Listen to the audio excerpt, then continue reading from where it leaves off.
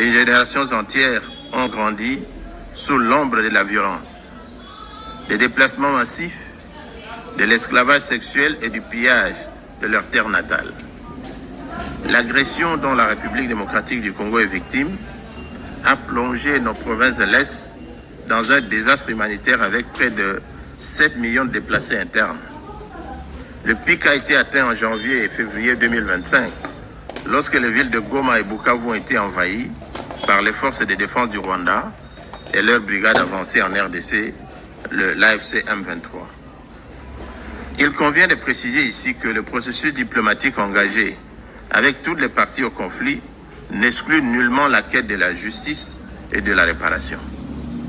Et comme l'affirmait le président de la République, son Excellence M. Félix Antoine Tshisekedi Tshilombo, du haut de la tribune de la 80e session de l'Assemblée générale le 23 septembre dernier, les Nations unies elles-mêmes, à travers le rapport Mapping, ont documenté l'ampleur des atrocités. Ce n'est pas seulement un conflit, c'est un génocide silencieux qui frappe le peuple congolais depuis plus de 30 ans. En juillet dernier, encore, plus de 300 civils, dont 48 femmes et 19 enfants, ont été massacrés dans les territoires de Rutshuru par l'AFC M23 avec l'appui des forces de défense du Rwanda. Ces crimes ne sont pas isolés. Ils s'inscrivent dans une continuité macabre. Je remercie les États-Unis d'Amérique d'avoir pris l'initiative le mois dernier de convoquer une session extraordinaire du Conseil de sécurité pour examiner ces massacres documentés par Human Rights Watch. Fin de citation. Monsieur le Président, ce n'est pas seulement une crise congolaise. C'est une tache noire sur la conscience collective de l'humanité.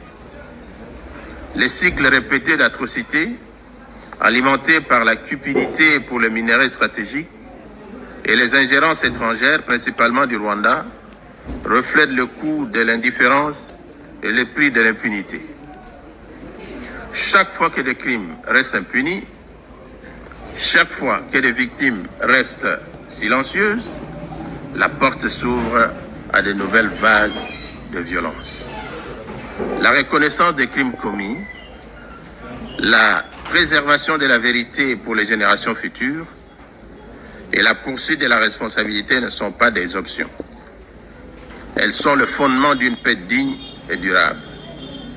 Aujourd'hui, alors que le monde réclame justice ailleurs, les voix des victimes congolaises doivent aussi être entendues, car aucun processus de paix ne peut survivre à l'impunité.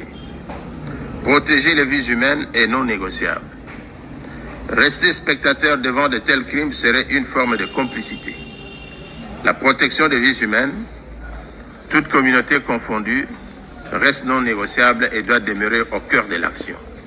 Le Conseil de sécurité et la communauté internationale ne sauraient demeurer indifférents devant l'enracinement de l'impunité.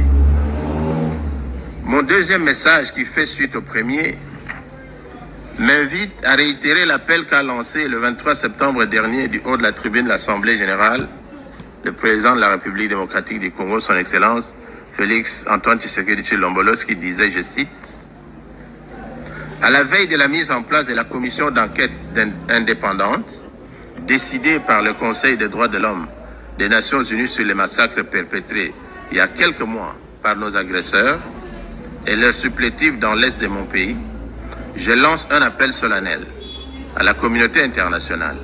Elle a le devoir moral et politique de soutenir cette démarche essentielle afin d'établir la vérité, rendre justice aux victimes et jeter les assises d'une paix durable ancrée dans la mémoire et la responsabilité partagée. Fin de citation.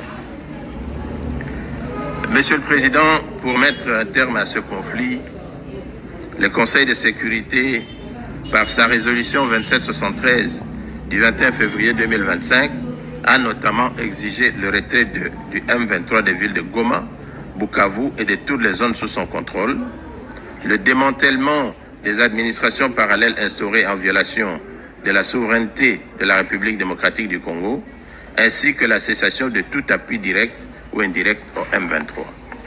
L'accord de Washington et la déclaration de principe de Doha abondent dans le même sens car le retrait des troupes rwandaises, la fin de leur appui au M23 et le retour de l'autorité de l'État congolais sur toutes les zones occupées constituent des conditions non négociables pour une paix véritable.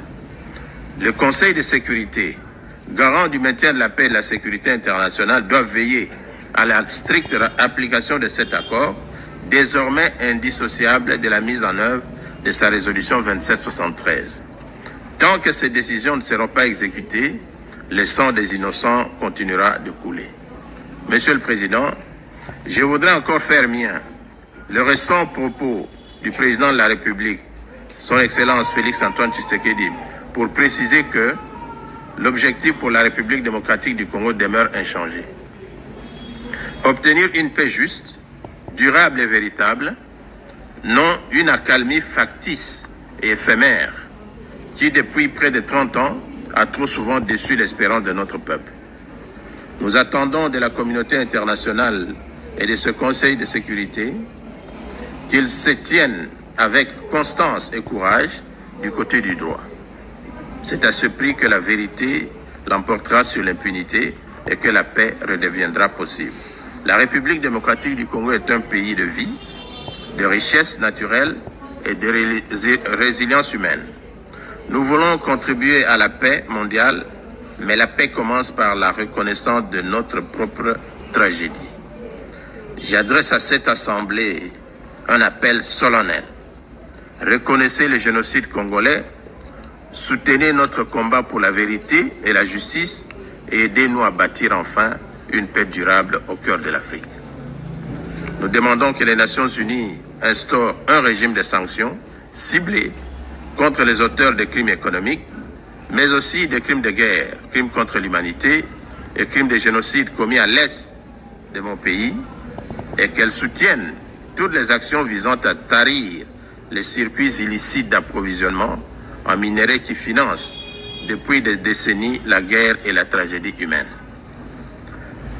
La communauté internationale a le devoir moral et politique de reconnaître cette tragédie pour ce qu'elle est, un génocide, et d'agir en conséquence.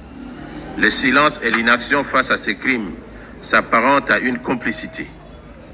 Nous demandons la mise en place immédiate d'une commission d'enquête internationale, indépendante et dotée de moyens pour établir la vérité, rendre justice aux victimes et rompre le cycle de l'impunité qui nourrit ce drame depuis des décennies.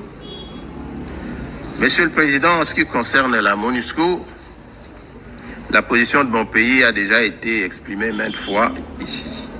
Mon gouvernement est en plus favorable à l'option d'un rôle opérationnel à conférer à la MONUSCO en matière de vérification d'un éventuel cessez-le-feu et de soutien à la mise en œuvre des accords de paix. Nous voulons insister sur la nécessité pour le Conseil de sécurité de renforcer diplomatiquement, militairement ainsi que financièrement la MONUSCO pour l'accomplissement de son mandat qui sera bientôt renouvelé. Nous en appelons au Conseil de prendre des décisions pour contraindre le Rwanda et son supplétif du M23-FC de ne pas entraver les libertés de mouvement de la force de paix de la MONUSCO. Une telle posture est indigne d'un pays qui prétend porter le manteau de contributeur de troupes au système des Nations Unies. Monsieur le Président, permettez-moi avant de clôturer mon propos de réitérer les demandes formulées par mon pays au Conseil pour faire avancer l'agenda vers la restauration d'une paix durable et non d'une paix factice et éphémère à l'est de la RDC. Premièrement, que le Conseil puisse veiller sans atermoiement à la stricte application de l'accord du 27 juin 2025 signé entre la République démocratique du Congo et le Rwanda, désormais indissociable de la mise en œuvre intégrale sans faille des dispositions de la résolution 2773-2025. Deuxièmement, qu'il renforce sans délai le régime de sanctions en y inscrivant les commandants de l'AFC M23 et les responsables rwandais. Troisièmement, qu'il soutienne sans délai la mise en œuvre effective de la commission d'enquête internationale prévue par la résolution A-HRC-RES-37-1 adoptée le 7 février 2025 lors de la 37e session extraordinaire du Conseil des droits de l'homme des Nations Unies. Je vous remercie.